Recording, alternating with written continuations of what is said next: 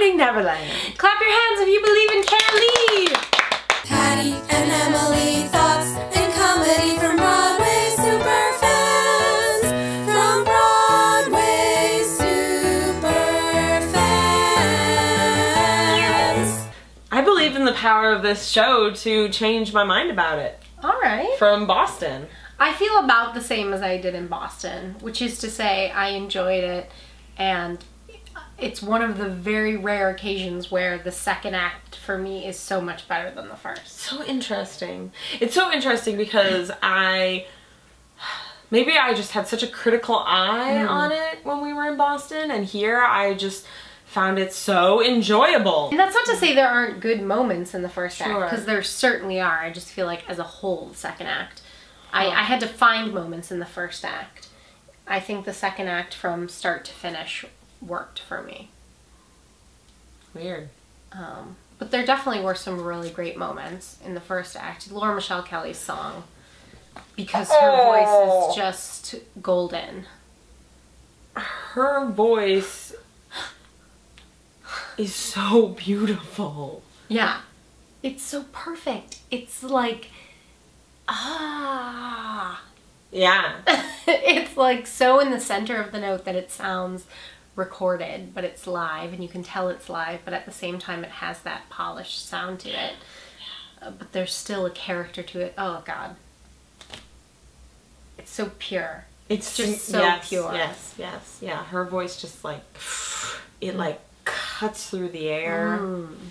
No, she's not going anywhere. She stays here. She's ours. She belongs to Broadway. She's so cute with those boys. And I feel like in this version versus the Cambridge version, there was like a bit of a softer relationship with Carolee, even though Carolee's mom's character was still very stern. It wasn't as like antagonistic. Yes. I completely agree. It's hard to say what the problems are, because I just think overall the tone of the show is not for me, which I've just come to accept. That's so interesting. I don't have a tone problem. I still felt some of the things that I felt in Boston, where I felt like some of the scenes were a little disjointed from each other. The endings of the songs were really bizarre. They were very abrupt. Like, I felt like they were not musical theater endings, most of those songs. Like, the song would end and then everyone would be like, oh, the song's over. Instead of like the majority of musical theater songs, we were like, it's about to end. And we're clapping. Like, I don't know, it was awkward. Yeah. Because there was like a beat of like people being like, huh? Yeah, that's true. I don't know that I know what any of the songs were about. The only song that sticks out in my mind that I could remember any of it of lyric or melody-wise is Circus in My Mind. Everything else is mush. I thought Circus in My Mind and... The one that Jennifer Hudson sang. As far as like straight up musical theater songs, I thought the most effective were Circus of Your Mind or Circus in Your Mind and Play in the second act. Just because they were serving a purpose. I really liked the production number of Circus in Your Mind. I couldn't tell you what any of the lyrics were right now, or really what that song was about, except for like his real life demons becoming the demons in the story. It was that, and it was also just like the three directions he was being pulled in. And I think what was missing still a little bit from this show was the actual relationship between him and his ex-wife, which was the third door in that, although much better than it was in Cambridge. Much improved. Much better than it was in Cambridge. Much improved. Although I still got issues with the way they wrote that character. Yeah. I mean, I have a lot of issues with the way they wrote that character. It's really frustrating what they did to the relationship with his wife. At least in this version, it's more apparent that she and him are like on different life paths, and that's what's tearing them apart, as opposed to before when it was like she's just a bitch. Yeah. But they didn't really do much work developing her character. They just sort of like took something away, which made it better, but it you did. could have put something else back in. Yeah. One of my favorite moments in the entire show was in Circus in Your Mind when Carolee Carmello became a crocodile. That was like, it was awesome. Yeah. And I like thought it was smart and like a great musical theater moment. Yeah, well, she had that tail. I liked the choreography. oh, I mean, Mia Michaels. It's so great and so strange. I was happy that in Circus in Your Mind, they brought back that clock thing that had used to be in the opening number. Yeah. They put back in because I loved, there was like some really cool isolation choreography going on with the people that had the clock hats. I love those clock hats. Love those Can clock you hats. auction them off, please, for BCFA? And I won't bid because I don't have any money, but I like the idea of someone owning one. Yeah, it's so bizarre because when I look at the song list, I'm like, oh man, Stronger. That was like the big pirate number. That first act finale was so amazing. It was so entertaining, so great. What the fuck was that song about? No clue. I know that the song is called Stronger, and I remember Matthew Morrison saying, I want to be stronger, I think, and that's it. Yeah.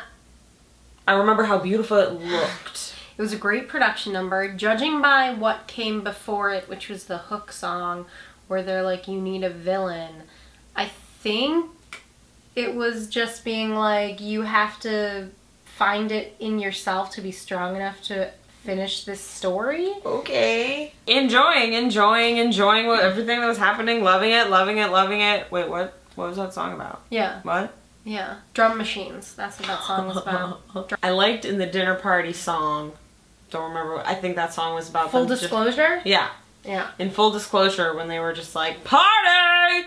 Carolee and Kelsey and the captain and Teal were like, like the four of them were completely frozen for an entire production number. Yeah. And also like Teal was like this, Carolee was like this, Kelsey had his arms down.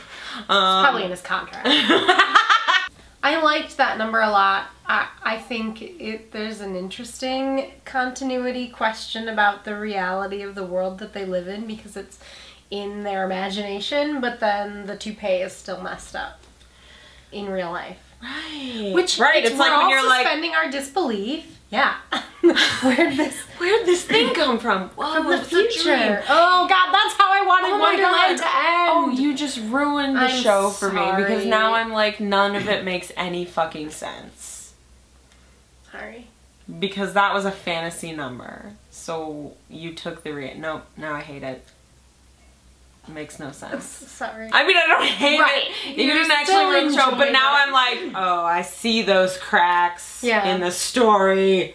Yeah. But it's still so enjoyable to watch. Well, and that's fine. There's nothing really wrong with that. Real live dog. Real life dog. Yeah. Real good. Cute dog. Loved it. Great dog. Great dog. Great dog. Fantastic dog. Well, shall we talk about Matt Morrison? Matt Morrison. Great. Welcome back to the Broadway. Pretty great. He was great. I do feel like along with Teal and Laura Michelle Kelly and even Carolee, you know, it's unfortunate that these amazing actors are in this family musical because those complex adult characters would be so interesting to play, but they do a really great job with what they have. But can you imagine how great this show would be if it wasn't for kids, if it was for adults, and if it was like better? Matt Morrison sounds great, and he has a beard, though it should be a mustache. Yes, it should be a mustache. Very unsettling, upsetting. Yes. Unacceptable. Lots of words. Yes. Costumes? Great. Great costumes. Great costumes. Beautiful. Gorgeous costumes. Everybody. I want Teal's coat. Her fancy dinner coat. I would wear that. Oh my god. And that fucking black satin dress with the black corset. Yeah. Woo!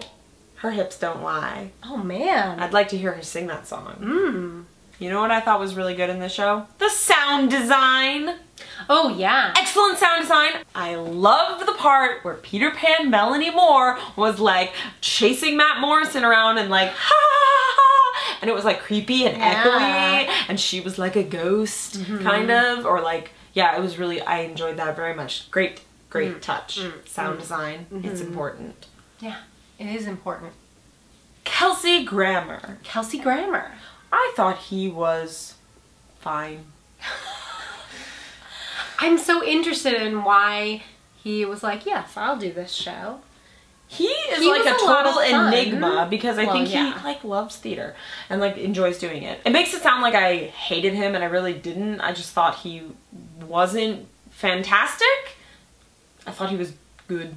Well, I mean, I think it was like a fun featured role. Yeah. Which is why I'm like, oh, okay, Kelsey Grammer wanted to do this show and he took this role in this show. That's interesting. Right. And I thought he did a great job at a fun little role. 3-time Tony Award nominee, Carolee Carmello. I really like the chemistry between Laura Michelle Kelly and Carolee Carmello. It was really good. It was really great, really fantastic, incredibly warm, and yet like you really felt like her character was like, I will do anything for my daughter to get what I think is best for my daughter. Yes.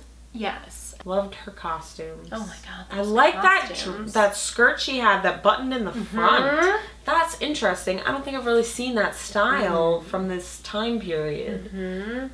Liked her wig. Her wig was fantastic. Real good wig. Actually, everybody had a good wig. Almost.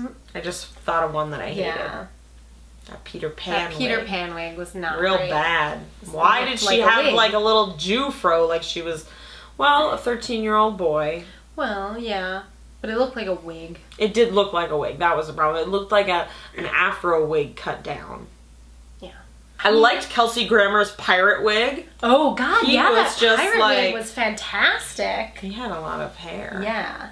That was a good costume. That whole pirate It was a costume good was costume. really good. This is where a good wig comes into play, where I'm like, was Laura Michelle Kelly wearing a wig? But she must have She been. was wearing a wig. But it looked so Great fucking wig! Right? Great wig. Really good wig. Yeah. From Broadway super fans. Carolee's character could have had a dog. Like a little one? A little dog. Yeah.